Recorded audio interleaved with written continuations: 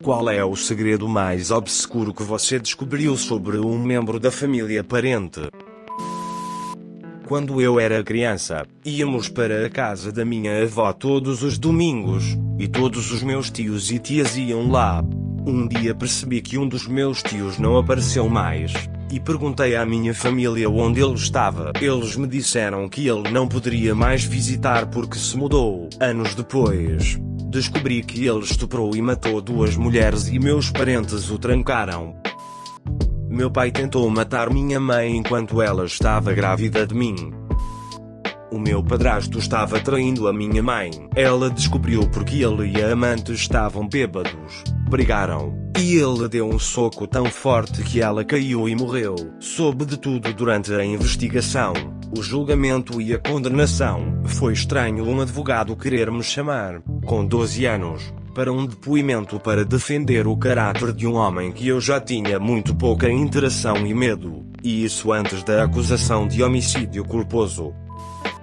Eu descobri que a primeira esposa do meu avô, antes da minha avó, morreu de botulismo por comer alguns tomates que ela enlatou em casa. Ela podia ter sido salva, mas ele se recusou a levá-la ao médico porque o botulismo era culpa dela. Ele a deixou morrer para lhe ensinar uma lição. Há um forte debate em nossa família sobre se minha tia caiu da janela de seu apartamento. Se ela pulou ou foi empurrada. Ela sobreviveu, mas com danos cerebrais, e diz que não consegue se lembrar.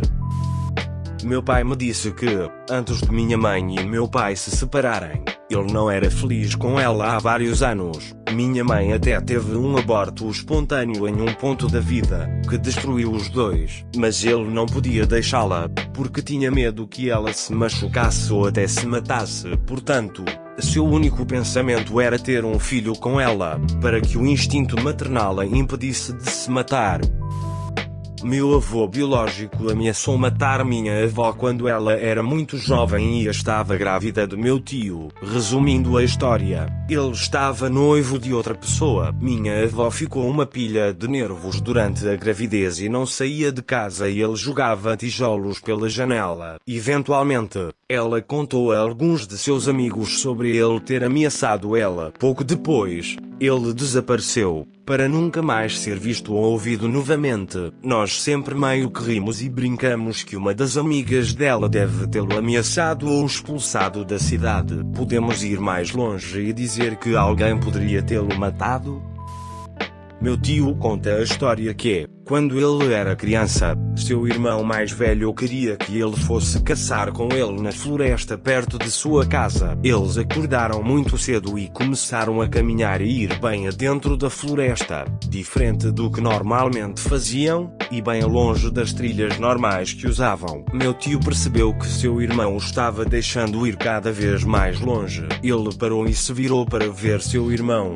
Então viu seu irmão apontando a espingarda em sua direção. Ele perguntou que diabos ele estava fazendo. Seu irmão disse: "Oh, eu pensei ter visto algo." Meu tio decidiu voltar naquele ponto. Mais tarde naquela semana, ele voltou e encontrou um buraco que alguém cavou um pouco mais longe da trilha. Se ele não tivesse visto seu irmão apontando a arma, poderia ser ele naquele buraco. Eu descobri que meu pai estuprou minha irmã quando eu tinha 11 anos. Ela tinha apenas 7 anos quando ele a abusou sexualmente.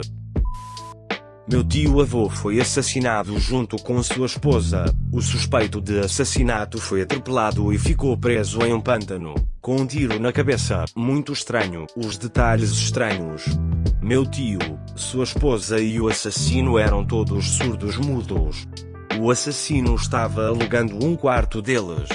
Isso aconteceu na década de 40 e ninguém jamais encontrou o motivo. Há alguns anos, fiz um teste de DNA e descobri que tinha primos que descendiam da esposa do assassino. Acontece que meu tio-avô estava traindo minha tia-avó.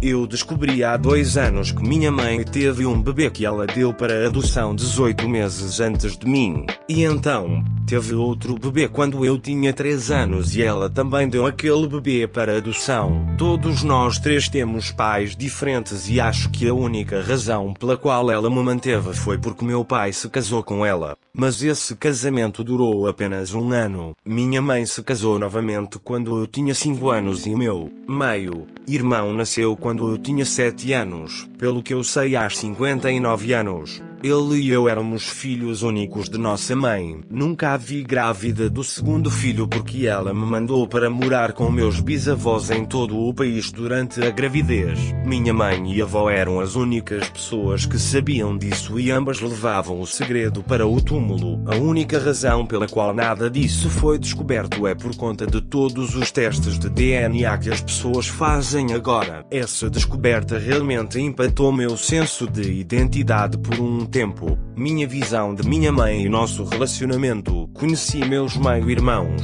uma irmã mais velha e um irmão mais novo. Eu gosto deles e estou feliz por ter respondido algumas de suas perguntas, mas a descoberta inicial realmente me perturbou um pouco. Minha mãe e meu pai decidiram cuidar de meus 3 primos, porque a mãe deles sofreu um terrível acidente de carro. 2 meninas e um menino. As meninas tinham 6 e 10 anos, o menino 12. Agora avance rapidamente para quando a menina de 6 anos tiver 14 anos e for questionada sobre o controle de natalidade. Ela começa a soluçar dizendo que seu irmão, então com 12 anos, tirou sua virgindade quando ela tinha 6 anos e que continuou até ela ter cerca de 13 anos. Não tínhamos a menor ideia. Um tio-avô foi para a prisão por estupro estatutário. Você leva apenas alguns minutos perto dele para saber que ele é nojento. Recentemente, descobri que minha avó cometeu suicídio como resultado do abuso sexual que recebeu de seu avô quando criança, de 8 a 14 anos. Aparentemente, sua mãe e muitos de seus parentes eram complacentes com ele e até mesmo a mandavam para a casa dele para visitas de uma semana, onde ela dormiria em sua cama que era usada para o abuso. Meu avô, que eu nunca conheci, estava em um culto, e ele e seus amigos abusaram sexualmente de meu pai e tios. O estranho é que meu pai me deu seu primeiro nome em vez do nome do meio. Sempre pensei que foi a síndrome de Estocolmo que fez meu pai me batizar com o nome de seu pai pervertido e demente. Estou mudando legalmente meu nome no meu próximo aniversário. Meu pai nunca foi uma pessoa normal, supostamente de acordo com meu tio, ele levou o pior do abuso. Meu avô, que morreu em 2017, era um homem muito quieto e não falava muito. Alguns anos antes de morrer, minha mãe, filha dele, me contou o motivo. Aparentemente, quando ele tinha cerca de 10 anos, no final dos anos 30 ou início dos 40, conheceu uma garota, em torno da idade dele, que morava do outro lado da rua. Uma vez, eles saíram com seu rifle para atirarem coisas aleatórias na floresta. No caminho para casa, havia uma cerca que eles tiveram que ultrapassar para chegar em casa. Meu avô apoiou seu rifle na cerca para ajudar sua amiga a pular a cerca. Enquanto ela examinava, o rifle caiu e disparou, matando a garota. Depois que os policiais se envolveram, descobriu-se que ele não era o culpado, mas a família da menina se destacou na rua em vários momentos nas 2 semanas seguintes, gritando assassino na casa do meu avô. Ele eventualmente não aguentou e fugiu de casa. Em sua adolescência, ele conheceu um cara chamado Rocky e fez amizade com ele. Rocky estava supostamente em seus 20 e poucos anos. Algo aconteceu onde Rocky acabou falecendo e meu avô adotou o nome dele. Sempre me perguntei por que meu avô tinha um sobrenome diferente do de seus irmãos. Aqui é onde fica ainda mais estranho. Meu pai foi adotado e, até recentemente, não sabíamos nada sobre sua família biológica. Bem, graças a todos os testes de DNA que se tornaram comuns, acabamos nos conectando com sua família biológica, incluindo seu pai, que ainda está vivo e com quase 80 anos. conversando com aquela parte da família, descobrimos que o pai biológico do meu pai tem quase a mesma história do pai da minha mãe. Ele também matou acidentalmente alguém quando criança, fugiu de casa e mudou de identidade. Uma prima me confidenciou há um mês que foi molestada por meu avô quando éramos crianças. Ela até me disse que eu estava lá com ela quando isso estava acontecendo, e de alguma forma, não me lembro de nada sobre isso. Espero que ele esteja queimando no inferno. Meu primo era um pedófilo e eu não percebi até que me tornei uma de suas vítimas. Minha irmã havia mencionado que ele a deixava desconfortável no passado, mas eu era jovem e não liguei até quase um ano depois de me tornar uma vítima. Tenho quase certeza de que estava drogado. Eu estava cuidando de seus filhos durante o verão e passava a maioria das noites em sua casa. Minha mãe apenas deu de ombros quando eu contei a ela e disse com indiferença que ela sabia que ele era capaz disso. Foi ela quem disse que eu deveria ir à casa do meu primo. Descobri da maneira mais difícil que meu avô era um predador sexual. Acontece que minha avó estava em negação, apesar de minhas tias, seus amigos e garotas em sua pequena cidade alegarem que ele as estuprou ou molestou. Uma jovem de 16 anos até engravidou e pagou pelo aborto. Vovó mentiu sobre seu paradeiro atividades durante anos para protegê-lo porque, se ele fosse para a cadeia, ela não teria condições de pagar a casa deles. Então, para encurtar a história, eu e meu primo de 10 anos fomos suas últimas vítimas. Minha avó costumava sequestrar e vender meninas no México nos anos 50 e 60. Ela os vendia a fazendeiros para que provavelmente fossem esposas ou escravas sexuais. Ela não era uma boa pessoa mesmo. Em 1930, minha tia-avó engravidou com 14 anos como resultado de um estupro. Escondeu a gravidez e teve o bebê na floresta atrás de casa à noite. Ela então enterrou o bebê, e não disse uma palavra a ninguém até seu leito de morte. E ela não disse se o bebê nasceu vivo ou não.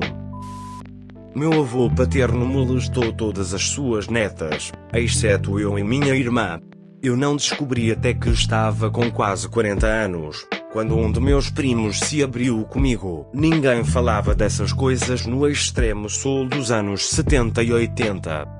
Vovó não tinha ideia do que estava acontecendo. Vovô tinha uma oficina no porão onde a vovó não podia entrar. Meu pai pode ter imaginado que algo estava errado, mas nunca saberei. Ele faleceu antes de nós, meninas, começarmos a conversar.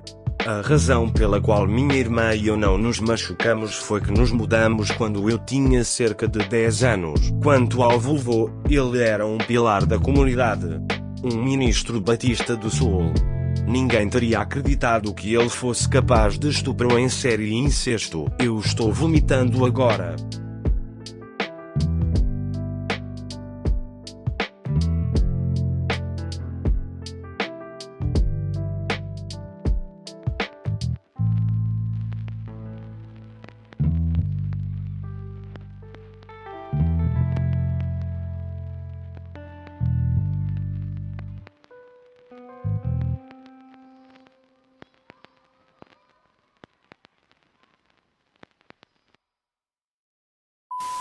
Obrigado por assistir vídeos novos diariamente. Por favor, se inscreva e ative o sininho para 10 anos de sorte. Até logo mais.